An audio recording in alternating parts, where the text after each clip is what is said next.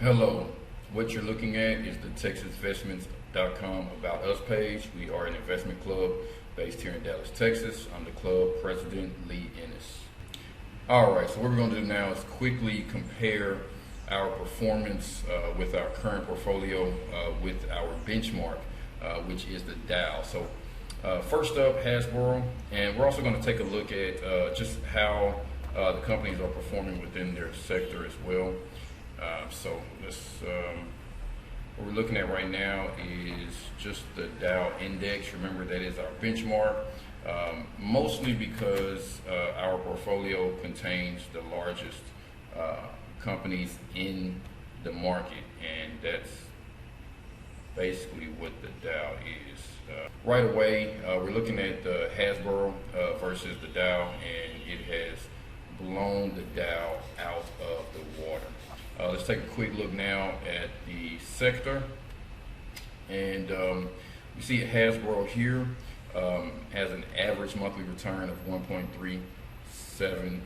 That's over the last 12 months, and yeah, it's blown the sector out of the water. It's consumer cyclical. Best Buy has always been a company that I follow. Genuine Parts is something I've talked about in our last video, but I think we made the best decision going with Hasbro here.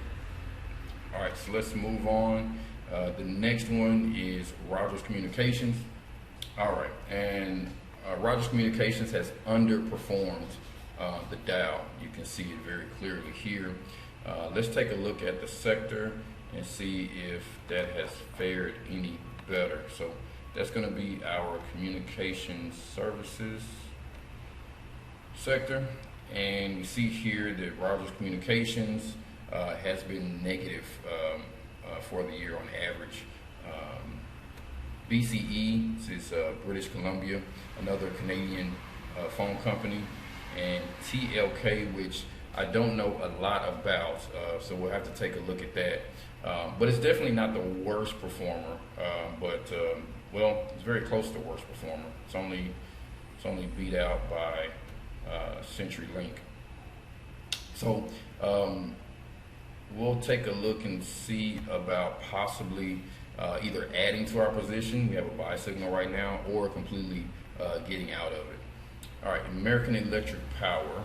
All right, and it has outperformed our benchmark, so that's good. Let's take a look now at the sector, and this is going to be the utility sector.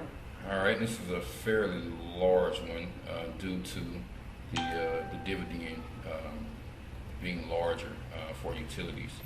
So there's a lot of companies here, but AEP looks like on average 2%. Every month, and that is at the top of the range, I believe, for the sector. Yeah, only ETR has beat them out. I think it's a fairly large cushion. It's like there was a couple 1.7s, but nowhere in the 2% range. So that's really good. They perform really well. So we'll look at possibly cashing out of that position and moving into something else, or staying in. Just want to reiterate, these are the actual shares, and then these are shares for balance. And so as you see right here, we're just a little over allocated for American Electric Power. So we definitely don't want to add any more. We'll either look at taking some off, or moving into something else. All right, next up, ExxonMobil. Not bad. All right, so ExxonMobil has underperformed the market by quite a bit, and I suspect that's going to be across the sector. So let's take a quick look at energy here. All right, ExxonMobil negative for the year on average. Definitely not the worst performer. As you can see here, the sector itself just terrible. Oil has not been doing great. There are some standouts though. TRP, CQP, have been doing really well. So we'll take a look at those. Exxon Mobil, let's see here. We actually have a buy signal on that, and we are just a bit over allocated. So we'll look at either getting out or staying in where we are. All right, Target. Now, Target is one of those companies that we did a comparison video for on the last video we have here, and it was Target or Procter & Gamble, right? So what we're going to do is we're going to look at first how Target has compared to the benchmark, and then we'll take a look at the comparison between Procter & Gamble as well. Here we go. So we have Procter & Gamble down here in the purple, Target up here in the light blue, and both companies outperformed the benchmark, but Target has done a lot better. Now that wasn't always the case, as you see down here, and this was back in May, but since then it has outperformed both the market and Procter & Gamble. So we made the right decision there. Let's take a look now at the sector and see where that is. That's going to be our consumer defensive. All right, Target positive 2% for the year, and yeah, just it blows everyone out of the water. No one is even close. So again, Target, one of those companies that we have a sales signal for. So we'll look at possibly cashing out and taking some profit, or staying in. We are over allocated on this one as well. So maybe we can take some off. We'll see. All right, next up, Pfizer.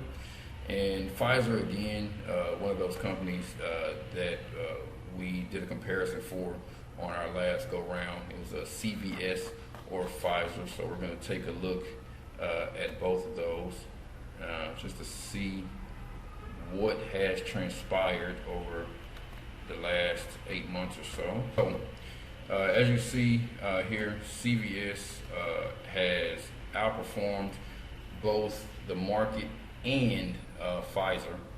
Pfizer has grossly underperformed both the market and CVS. So clearly CVS was the winner in this case. Pfizer has been a legacy holding for us, and so we will look at getting out of this position. I think I've explained this before, but because our position is so small, I mean we're grossly under allocated. It's really hard to sell this thing at a profit. But the price on Pfizer right now, I believe, is about 36, almost 37, and we got in at 34. So clearly there's a profit there, just not enough to cover the $14 commission. So we'll discuss and research getting out of this legacy position and getting into something else more profitable, or at least a sizable, a bigger position in something else. All right, next up, Waste Management. Waste Management, again, one of those companies that we did a comparison for. It was Waste Management or UPS. So let's take a quick look here. All right, so it appears that Waste Management has both outperformed our benchmark and UPS by quite a bit, looking back over the last 6 months or so. Recently, it appears that UPS has had quite a jump at the same time that Waste Management has had a little bit of a slump, but still beating out UPS. So I think we made the right decision there. All right, let's move on. All right, we have a buy signal on Weyerhaeuser.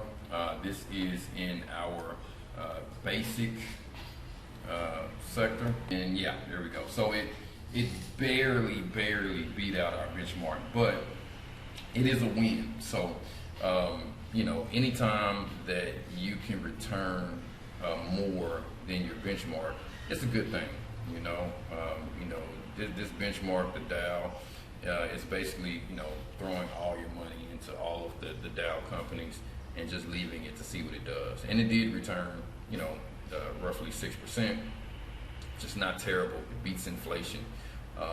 But anytime that we can better that, that's what we want to do. All right, so let's take a quick look at the sector itself. Last year, we only had about 3 companies in our basket of stocks for the basic sector. This year, we have a few more, so I'm excited about that. Right, and looks like Weyerhaeuser is really, I would say bottom 50% for sure for the sector. There is CE, which is a sector standout, which really just blew everyone else out of the water. CF2, even though it's negative on the year, it did not do that bad. And, it's an MVP, 5 out of 12 months, it was on the best performing portfolio. So that's definitely something to look at. Right now, I believe we have a buy signal on this, and we are very under allocated.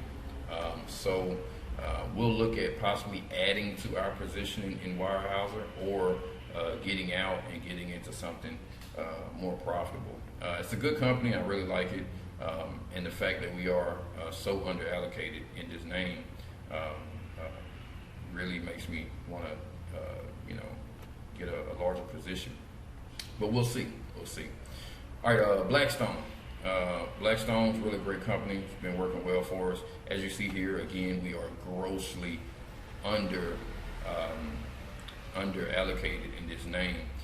We need roughly 100 shares to have us balance, and we only have 30. I did initiate some short put options in his name in order to possibly buy more shares, and that option just expired last week. So we're going to look at possibly opening up a new option to buy more shares. But it's going to be difficult. Reason being is because the price right now is somewhere around $52, and we're in this thing at $36. So finding a put option under $36 is going to be difficult. But we're going to look for it and see if we can make some money on that option while looking to possibly buy more shares. We're also going to be looking at possibly cashing out and getting into something else too. So I don't know. Let's take a look first at our benchmark. I'm expecting this thing to just blow the Dow out of the water. Oh my goodness, it's not even on the screen. I mean, this is crazy.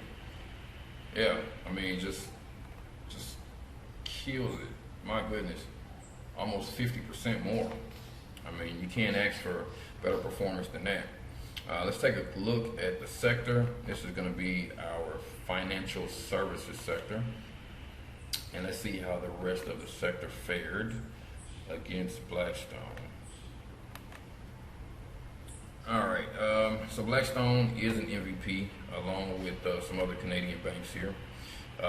But 3% on average every month for the last 12 months just completely blows all these other banks out of the water. I mean, they're all negative except for PFG. A lot of the reason for this is because as interest rates get chopped, okay, as interest rates get lowered, banks make less money. Blackstone is in a unique position because they're not really a bank. They are really going out and buying loans, okay, to buy other businesses. And so whenever interest rates are cut, that's great for them because they're able to either restructure their current loans or go out and get new loans. They just closed one of the largest real estate funds in the country, if not the world, something like $20 billion, $25 billion, where people are giving them money to invest in commercial real estate. I mean, that's what they do. So I can't say enough good things about this company. I only wish we owned more shares, and we did try to do that with that short put option. but the price just never fell far enough for us to actually purchase those shares. The price just kept climbing. So even though we made money on the option, we weren't able to actually exercise it to buy more shares. Texas Instruments next up. Again, I'm expecting this one to really do well against the Dow.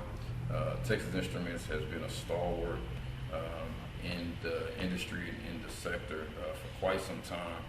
They just raised their dividend, which is always good news because we like more money as investors. And the company itself is fairly solid. 16% versus 5%. That's really good. This particular company was also, again, part of a comparison that we did last go round, and that was with KLAC. Not sure I pronounced that company name. So let's take a look at that one as well and see how Texas Instruments fared against them. All right, looks like KLAC has not only beat out the market, but also Texas Instruments. So I can say that Texas Instruments in this case is a loser. It appears that it didn't happen until very recently though, and it didn't happen really because Texas Instruments went down. It's just that CLAC went up so far. So let's take a look at our sector and see just what happened across the board with technology. Technology has always been a fast-moving sector, especially when the economy is doing well, and that has definitely been the case. Again, this year we have some new companies added to our basket of stocks, Garmin being one of them, so I'm excited about that. As you can see, it's an MVP, returning almost 2% on average a month, but CLAC just, kills that, right? So almost 3%, while Texas Instruments only 1%, and it's an MVP, so that's a really good thing. So I'm excited about that because we have a sales signal on Texas Instruments, so that gives us the possibility of selling this name to collect some profit and then entering a new position with another company, maybe one of these MVPs. We'll see. We'll do a dive into those in the next video.